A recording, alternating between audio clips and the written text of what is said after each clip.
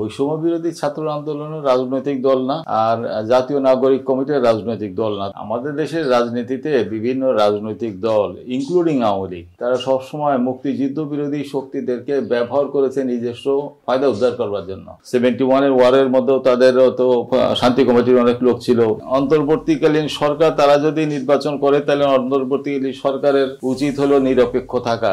এখন কেউ দল করবে এটা মনস্থ করে তাহলে তাদের নিজের থেকেই স্বেচ্ছায় ওখান থেকে সরে আসা উচিত। আর একটা হলো তারা এখনো দল করে নাই, সেই বিবেচনা এখনো বলা উচিত না যে এই গভর্নমেন্ট কোনো পক্ষপাতিত্ব করছে।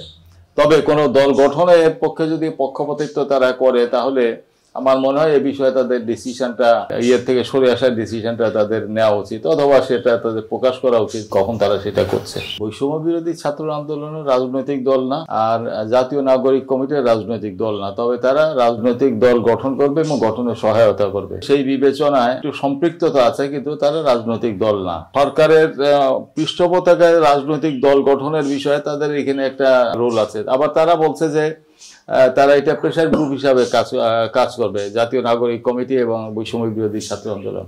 ইলেকশন তো তারা করছে না, পাওয়ার তো তারা বিট করতে যাচ্ছে না, বা পাওয়ারে শরিক হওয়ার কোনো আকাঙ্ক্ষা নিয়ে তো কোনো রাজনীতিতে অংশগ্রহণ করছে না। তো এখানে বৈষম্য বিরোধী ছাত্র আন্দোলন এবং জাতীয় নাগরিক কমিটিকে এটা বলা যায় যে তারা রাজনীতি হ্যান্ডেল করতেছে, রাজনীতিতে মত প্রকাশ করতেছে। কাজে সেই বিবেচনায় আমার মনে হয় যে বিতর্কটা বড় আকারে আসার আগেই তাদের এই বিষয়ের সিদ্ধান্তটা স্পষ্ট করা উচিত। তারা যদি পার্টি করে তাহলে তাদের সরে আসা উচিত, আর যদি না করে আমাদের দেশের রাজনীতিতে বিভিন্ন রাজনৈতিক দল ইনক্লুডিং আওয়ামী লীগ তারা সবসময় মুক্তিযুদ্ধ বিরোধী শক্তিদেরকে ব্যবহার করেছে নিজস্ব ফায়দা উদ্ধার করবার জন্য। বিএনপি এখন সেই সমস্যার ভেতরে এখন পড়েছে। তারা জামাতের সঙ্গে তারা মিলে রাজনীতি করেছে, জামাতের সঙ্গে মিলে তারা গভর্নমেন্ট ফর্ম করেছে।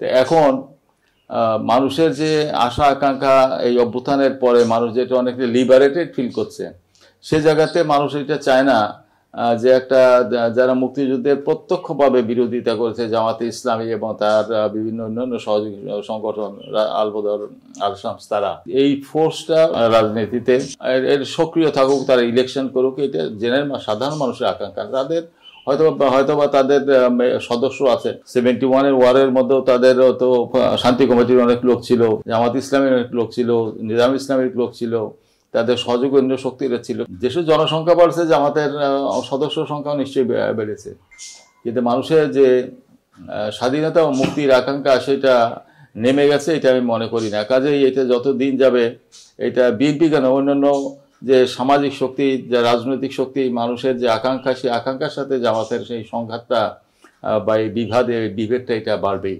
কাজেই বিএনপির সঙ্গে জামাতের যে আজকে যে বিভেদের যে বিতর্কগুলো দেখা গেছে, এগুলো স্বাভাবিক জিনিস, এবং আমি মনে করি যে বিএনপি তার উপযুক্ত সিদ্ধান্তই তারা নেবে, এ বিষয়ে সঠিক সিদ্ধান্তই তারা নেবে। এবং আওয়ামী লীগকে জামাতে ইসলামীকে ব্যবহার করার চেষ্টা করছে, বা স্বাধীনতা বিরোধীকে তাদের রাজনৈতিক সাথে ব্যবহার করার চেষ্টা করেছে, এইটা নিশ্চয়ই কোন জায়গায় কোন সময় এটা করেছে এটা নিশ্চয়ই অবগত আছেন বা অবহিত আছেন। 1996-এর ইলেকশনে তো আওয়ামী লীগ জামাতের সাথে কথাবার্তা বলেছে, তারা পলিটিক্যাল অ্যালায়েন্স করে নাই, কিন্তু তারা একটা আন্ডারস্ট্যান্ডিং এ তো একটা ছিলই। তারা বিএনপির জোটকে মোকাবেলা করবার জন্য তারা বিভিন্ন ধর্মীয় সংগঠনগুলোর সাথে তারা এক ধরনের রাজনৈতিক একটা সমঝোতা তারা করেছিল।